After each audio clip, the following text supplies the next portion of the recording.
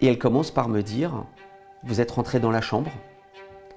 Là, je dis « Oui », avec un petit sourire. Elle me raconte la vie de Jean-Louis, que c'est un homme charmant, gentil, à l'opposé de cette première impression que l'on pourrait avoir.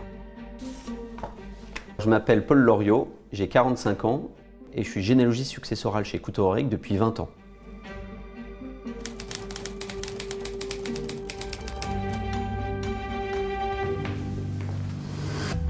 Pour Histoire en héritage, je vais vous raconter le destin de Jean-Louis qui m'a particulièrement marqué. Paul, prise 1.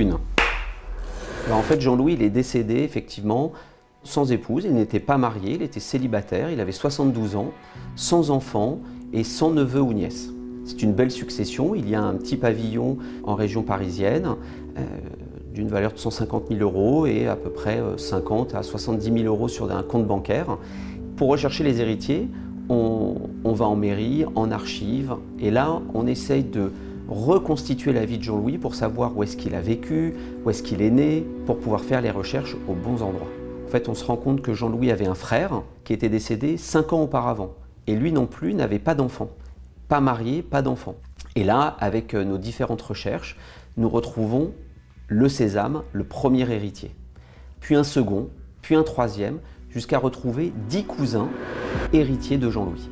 Beaucoup m'ont posé des questions sur Jean-Louis et je n'ai aucune réponse à leur apporter. Jean-Louis, c'est pour le moment un numéro de dossier, un nom, un prénom, et ça s'arrête là.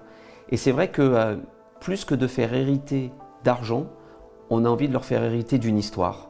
On les a invités à venir faire l'inventaire de la maison. Malheureusement, aucun ne s'est déplacé.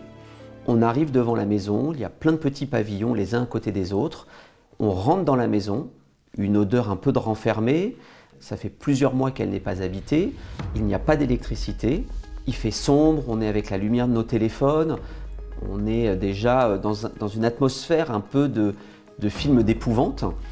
Nous commençons à trouver le compteur, donc on allume. Là, la maison s'éclaire. On pose nos affaires, nos sacoches, là où on peut, parce que c'est pas très propre.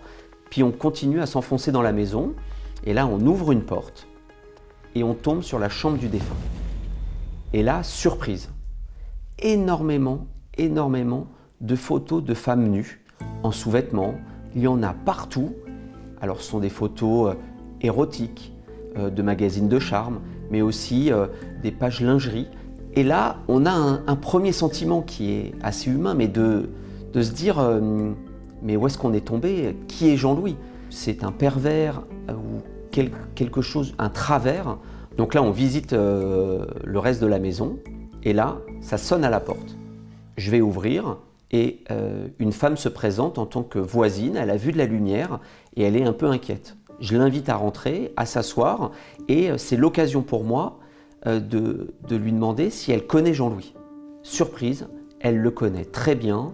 Ça fait plus de 10 ans qu'elle habite à côté de Jean-Louis et elle commence par me dire « Vous êtes rentré dans la chambre ?» Là, je dis « Oui », avec un petit sourire, et elle me raconte la vie de Jean-Louis, que c'est un homme charmant, gentil, quelqu'un de serviable, qui vient l'aider à porter ses courses, à l'opposé de cette première impression que l'on pourrait avoir. Et en fait, en la laissant parler, on comprend très vite qu'en fait, l'histoire de Jean-Louis est assez simple. Jean-Louis, il avait avec son frère des petites amies, et à chaque fois qu'il les présentait à ses parents lui disaient « Cette fille n'est pas assez bien pour toi et pas assez bien pour nous, il faut que tu la quittes. » Et comme bon fils, il quittait cette femme.